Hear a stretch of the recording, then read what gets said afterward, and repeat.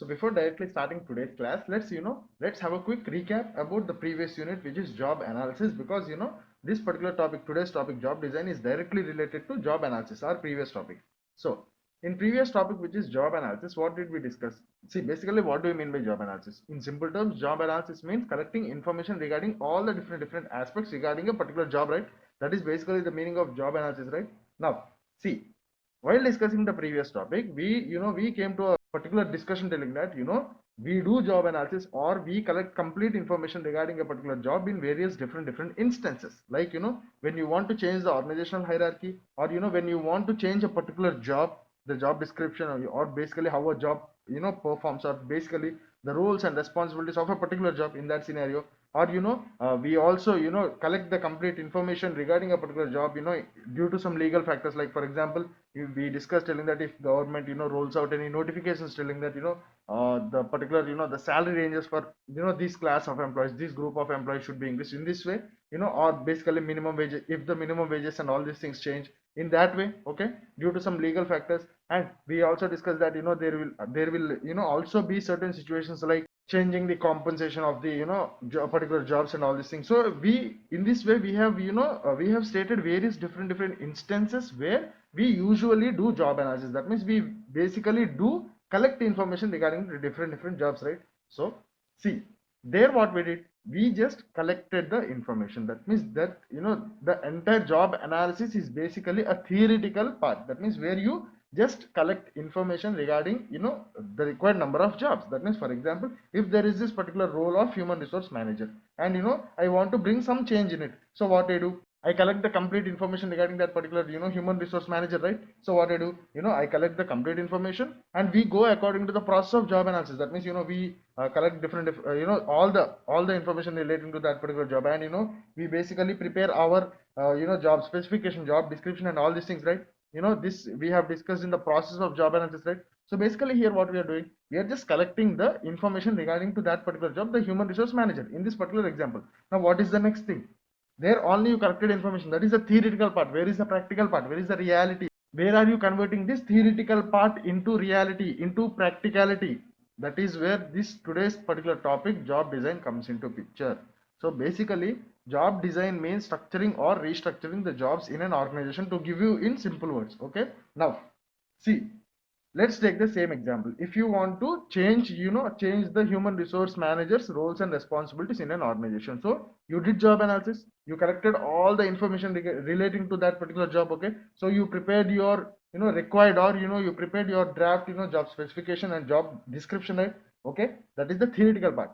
Now we move to this concept called as job design, where you take care of, or basically you prepare a particular job. Or see, to give you in simple words, same example, human resource manager, you want, let us assume a change that you want to bring. See, for example, that particular human resource manager only deals with recruitment. Okay, now in the organization you came to the decision telling that, okay, he is only taking care of recruitment. Let us increase his job scope, and make that particular person, or make the same role look after legal compliance also. So this is the change that you wanted to bring in that particular job. So accordingly you did job analysis, you collected the information, or basically and you finally prepared the job specification, required job specification, and job description, and all these things, right? Now you move to job design, where you design, or you basically change, evolve that particular human resource manager job, which is at present in a particular stage, and you bring so many different changes in that particular job, so that it will fulfill the job specifications, or basically the job description, or it will basically fulfill the roles and responsibilities that the organization assigned to it. So this is basically today's concept, job design, where basically you take the inputs from job analysis, and you basically either structure or restructure a particular job in order to fulfill its requirements. So that is basically today's topic, which is job design. Now we will get into the theory part, very small concept and very easy concept. We'll get into the theory part, and we'll also be having simultaneous explanation with certain examples, so that you can understand the concept better. Now let's get into the theory part. So the third unit, job design. Okay, let's look at the basic definition of job design. See, definition of job design, it is a structurization or restructurization of jobs in an organization. See, basically till now we had an example, right? that is basically the restructurization part. That means, for example, you are taking a particular job and you are trying to bring in changes in a particular job. There will also be instances in which you have to design a particular job. That means previously that role was not there. Now you are creating a particular role based on all the draft job specifications of, or basically the job descriptions that you have attained from job analysis. So basically job design is structurization or restructurization of a job in an organization. Now see, we are going to look after different methods. How are you actually going to convert this theoretical concept of job analysis into reality, or basically how are you going to, or what are the different ways in which you change a particular job in reality. Okay, now let's continue with the definition. Job design follows job analysis. As I already told you, this particular job design takes its inputs, or it basically follows job analysis. That is, job design is the next step after job analysis.